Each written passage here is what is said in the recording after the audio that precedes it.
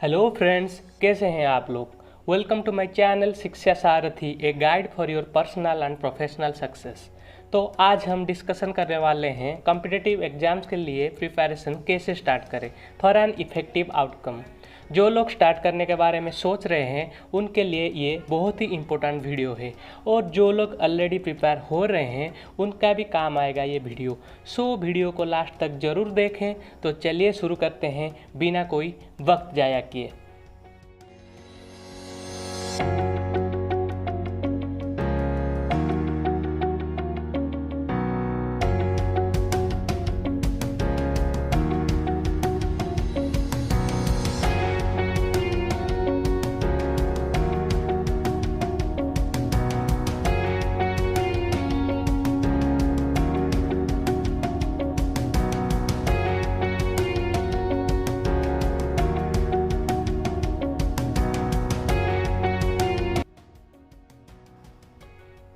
तो competitive exams बहुत types के होते हैं। आप बैंकिंग को देखिए, SSC, railways, PSUs, UPSC, state level PSC, entrance for various state and central level government organisation, etcetera etcetera. So सभी एग्ज़ाम्स में सिलेबस और क्वेश्चन पैटर्न्स में थोड़ा सा वेरिएशन होता है। आप क्वेश्चन लेवल का डिफ़िकल्टीज को देख लीजिए, कौन सी टॉपिक से कितना क्वेश्चन आ रहा है उसको देख लीजिए, थोड़ा सा वेरिएशन आप पाएंगे। तो सबसे इम्पोर्टेंट चीज़ ये है कि पहले आप डिसाइड करें आप कौन सी एग्ज़ाम्स के लिए तैयारी करना चाहते हैं या कर रहे हैं, और उस सब एग्ज़ाम्स के क्वेश्चन पैटर्न्स एंड सिलेबस को अच्छी तरह से समझें और जानें। इससे आपको पता चल जाएगा कि आपको कितना मेहनत करना होगा उस एग्ज़ाम को क्रैक करने के लिए। अगर हम देखें, एग्ज़ाम चाहे जो कोई भी हो, 4 टॉपिक्स सब में कॉमन होते हैं। इनमें सिर्फ क्वेश्चन लेवल के डिफ़िकल्टीज और क्वेश्चन क्वांटिटी रेशियो का वेरिएशन होता है। तो वो 4 चीज़ हैं। First, quantitative aptitude, second, logical reasoning, third, general English, fourth, general studies. General studies में current affairs, history, geography, science, polity, economics, ये सब चीज़ इंक्लूडेड है। और स्पेशल ट्रेड के पोस्ट के वैकेंसी में टेक्निकल नॉलेज के रिलेटेड क्वेश्चन आते हैं। फॉर एग्जाम्पल, अगर आप इलेक्ट्रिकल इंजीनियर पोस्ट के लिए एग्ज़ाम दे रहे हैं तो उस एग्ज़ाम में आपको इलेक्ट्रिकल इंजीनियरिंग स्ट्रीम के रिलेटेड क्वेश्चन का आंसर भी देना होगा। लेकिन आज हम सिर्फ जनरल एग्ज़ाम्स के प्रिपरेशन के बारे में डिस्कशन करेंगे। टेक्निकल एग्ज़ाम्स के प्रिपरेशन के बारे में अलग एक वीडियो में डिस्कशन करेंगे। अगर हम सिलेबस के बारे में बात करें तो मैं सोचता हूँ क्वांटिटेटिव एप्टीट्यूड का सबसे कम सिलेबस होता है। इसमें हाई स्कूल स्टैंडर्ड के ज़्यादातर क्वेश्चन आते हैं। हायर मैथ के एरिया से probability, permutation, combination, series and trigonometry के एरिया से सिर्फ क्वेश्चन आते हैं। कैलकुलस, मैट्रिक्स एरिया से क्वेश्चन नहीं आते। उसके बाद आता है लॉजिकल रीजनिंग। इसका सिलेबस मैथ से थोड़ा ज़्यादा है, लेकिन मैथ की तरह इसका सिलेबस भी लिमिटेड है। थर्ड में आता है जनरल इंग्लिश। तो जनरल इंग्लिश का ग्रामर का पार्ट लिमिटेड होता है। फॉर एग्जाम्पल, अगर आपको टेंस के बारे में जानना है तो टेंस 2 प्रकार होते हैं, पास्ट टेंस और प्रेजेंट टेंस, और टाइम फ्यूचर टाइम होता है। तो आप टेंस के बारे में जान लिए इतना, उसका ऑपरेशन जान लिया, तो टेंस रिलेटेड इश्यूज आपको कुछ भी नहीं होगा। लेकिन इंग्लिश का वोकैब्स पार्ट का कोई भी लिमिट नहीं होता। जितना वर्ड आप याद रखोगे आपके लिए उतना ही अच्छा है। और आखिर में आता है जनरल स्टडीज, जिसका पढ़ने का एरिया सबसे वास्ट है। आपको बहुत चीज़ पढ़ना पड़ेगा एग्जाम्स के प्रिपरेशंस के लिए। History, geography, polity, current affairs, general knowledge, art and culture, economics, etcetera etcetera. Next हम चलते हैं डिफ़िकल्टीज के एरिया में। जनरल स्टडीज इन चारों टॉपिक्स में से सबसे इजी चैप्टर है, ये मेरा मानना है, क्योंकि सिलेबस तो वास्ट है लेकिन ट्रांसपेरेंसी है इस टॉपिक में। आप पढ़ें और याद रखें तो एग्जाम में आपको श्योर आंसर देना आएगा, और नहीं याद रखें तो नहीं आएगा, लेकिन कंफ्यूज होने की और टाइम वेस्ट करने की चांस बहुत ही कम है। इसके बाद आता है जनरल इंग्लिश। रीजनिंग और मैथ के कंपैरिजन में ये चैप्टर इजी है। अगर आपको ग्रामर का नॉलेज है अच्छे से, आप बहुत क्वेश्चन का सही आंसर दे सकते हो। डिफ़िकल्टी सिर्फ वोकैब्स में होता है। आपका जितना अच्छा वर्ड पावर होगा, आपके लिए उतना इजी होगा वोकैब्स रिलेटेड आंसर देने के लिए। थर्ड में आता है लॉजिकल रीजनिंग। ये चैप्टर में आपका प्रेजेंस ऑफ माइंड के ऊपर डिपेंड करता है क्वेश्चन का आंसर देना। थोड़ा एप्लीकेशंस है, लेकिन आप कितने अच्छी तरह से चीज़ों को एनालाइज कर सकते हो, इसके ऊपर डिपेंड करता है आप कितने आंसर सही दोगे। कन्फ्यूजन है इस चैप्टर में अगर ठीक से एनालाइज नहीं कर पाए तो, और थोड़ा टाइम टेकिंग है ये चैप्टर। सो प्रैक्टिस बहुत ज़रूरी है इस टॉपिक के लिए फॉर इफेक्टिव टाइम मैनेजमेंट।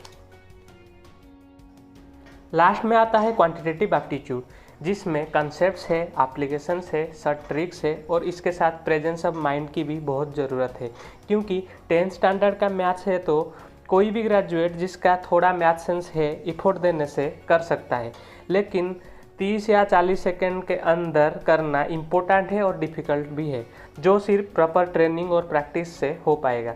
नहीं तो एक एक क्वेश्चन आपका बहुत टाइम ले सकता है। सो इस टॉपिक में रेगुलर प्रैक्टिस का बहुत ज़रूरत है। इसके बाद हम सर्टेनिटी ऑफ क्वेश्चंस के बारे में डिस्कस करेंगे।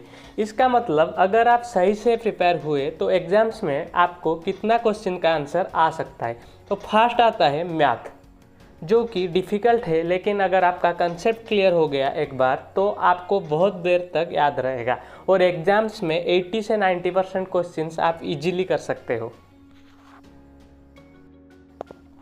रीजनिंग का केस भी मैथ की तरह है।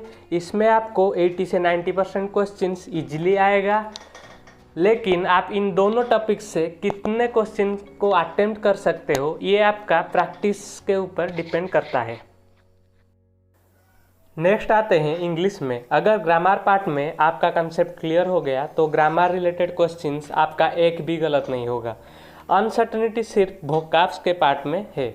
आपको अपना वर्ड पावर के नॉलेज को बढ़ाना होगा, और एग्जाम्स में वर्ड का आना थोड़ा सा आपके लक के ऊपर भी डिपेंड करता है। और लास्ट में आता है जनरल स्टडीज, जिसका एरिया ऑफ लर्निंग बहुत ही वास्ट है लेकिन इजी भी है। तो आपको पढ़ना होगा और याद रखना होगा आपके सूटेबिलिटी के अनुसार। जैसे कि मैं कहा, एरिया बहुत ही वास्ट है तो क्वेश्चंस का अनसर्टन होना भी बनता है। किस किस एरिया से कितना क्वेश्चन आएगा हम कह नहीं सकते, लेकिन आप अगर डेडिकेशन के साथ कंसिस्टेंटली लेबर कर रहे हैं तो कोई भी आपको अपने गोल को अचीव करने से नहीं रख सकता। तो लेबर कीजिए। ये तो सब्जेक्ट की बात हो गई। नेक्स्ट हम चलते हैं प्रिपरेशन एनालिटिक्स के एरिया में। मेरे ख्याल से 1 साल काफ़ी है कोई भी एग्जाम्स के प्रिपरेशन के लिए। सो आप अपने सिलेबस को 1 साल और उससे ज़्यादा और कम जितने टाइम में कंप्लीट कर सकते हो और 1-2 बार रिवाइज कर सकते हो, उस हिसाब से एक टाइम लिमिट फिक्स कीजिए, और उस हिसाब से सिलेबस को half yearly, quarterly, monthly, weekly और डेली बेसिस में कितना पार्ट कंप्लीट करेंगे एक टारगेट फिक्स कीजिए, और उस टारगेट के हिसाब से प्रिपेयर करना स्टार्ट करें, और अपना ग्रोथ रेट और अचीवमेंट को कैलकुलेट करें डेली बेसिस में। इससे आपका प्रिपरेशन आसान होगा और आप अच्छे से टॉपिक्स को कवर कर पाओगे और रिवाइज भी कर पाओगे। तो अगला पार्ट है टॉपिक्स को समझना। चलिए मैं आपके साथ एक स्टोरी शेयर करता हूँ। एक स्कूल में 2 स्टूडेंट्स थे, दोनों ही फ्रेंड थे, बट एक अच्छा पढ़ाई करता था और एक कंसेप्ट समझने में थोड़ा सा स्लो था।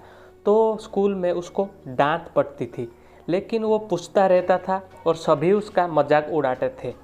तो एक दिन क्या हुआ कि एक टॉपिक पढ़ाया जा रहा था और जो अच्छा वाला स्टूडेंट था उसको समझ नहीं आया। फिर भी उसका रेपुटेशन ख़राब होने के ईगो या डर जो भी हम कह सकते हैं, क्योंकि अगर पूछा तो डांट पड़ेंगी और सब मजाक उड़ाएंगे, इसी वजह से वो नहीं पूछा और समझ गया जैसे एक्टिंग किया। जब एग्ज़ाम्स देने गए उसका पेपर में वही सब्जेक्ट का क्वेश्चन आया और उसका एग्ज़ाम ख़राब हुआ, लेकिन स्लो समझने वाले लड़का बहुत ही अच्छा मार्क लाया। सो इससे हमें यही सीख मिलती है कि always keep your self real. जिस भी टॉपिक्स में आप पढ़ रहे हैं उसे ध्यान से समझें, एक बार में समझ नहीं आए तो बार बार पढ़ें और अपने ट्यूटर्स और ट्रेनर्स को पूछें, अपना डाउट क्लियर करें। लेकिन समझ नहीं पाए तो समझने की एक्टिंग बिल्कुल भी नहीं करें और रॉन्ग कंसेप्ट को मत पकड़े, वरना यही आपका डिस्क्वालीफाई होने का वजह बन सकता है फ्यूचर में। नेक्स्ट, आप अपना ज़्यादा टाइम वेस्ट ना करें उन टॉपिक्स में जो कि वर्थफुल नहीं होगा आपके लिए। फॉर एग्जाम्पल्स, मैथ के एक टॉपिक है परम्यूटेशन एंड कॉम्बिनेशन के, तो मान ले इस टॉपिक के कंसेप्ट्स, रूल्स एंड फार्मूला के बारे में आपका अच्छा खासा नॉलेज हो गया है और आप क्वेश्चन सॉल्व कर सकते हो अब। लेकिन आप एडवांस लेवल में जाकर ऐसे क्वेश्चन को देख रहे हो जो कि सॉल्व होने में 5, 10 या 15 मिनट लगेगा और वही अपने ट्यूटर को भी पूछ रहे हो थोड़ा सा क्रेडिट के लिए। तो अगर आप परम्यूटेशन कॉम्बिनेशन और मैथ, रीजनिंग जो भी टॉपिक हो उसमें पीजी पीएचडी करके अपना करियर बनाना चाहते हो तो ठीक है, लेकिन कॉम्पिटिटिव एग्जाम्स के प्रिपरेशन के केस में ये वेस्ट ऑफ टाइम है यार। क्वेश्चन आएगा जो 30 या 40 सेकेंड्स और ज़्यादा से ज़्यादा 1 मिनट में सॉल्व हो सकता है। सो ऐसे टाइप्स का क्वेश्चन के आंसर ढूंढने के पीछे टाइम वेस्ट करना अननेसेसरी है। और आखिर में सिर्फ यही कहना चाहूँगा, हर वक्त याद रखें प्रैक्टिस इंसान को बेहतर बनाता है। So always keep practising. अच्छे से चीज़ों को समझें, रिवाइज करें, प्रैक्टिस करते रहें। इससे आपका खुद के ऊपर से डाउट कम होगा, आपका सेल्फ इम्प्रूवमेंट होगा, आपके अंदर पॉजिटिविटी आएगा और सबसे इम्पोर्टेंट आपका कॉन्फिडेंस लेवल बूस्ट होगा और आपको अपने गोल को अचीव करना आसान हो जाएगा। इस वीडियो के रिलेटेड अगर आपको कोई भी डाउट हो तो कमेंट सेक्शन में पूछें और अगर आपको ये वीडियो अच्छा लगा तो प्लीज़ लाइक करें, शेयर करें और सब्सक्राइब करना मत भूलें। जय हिंद।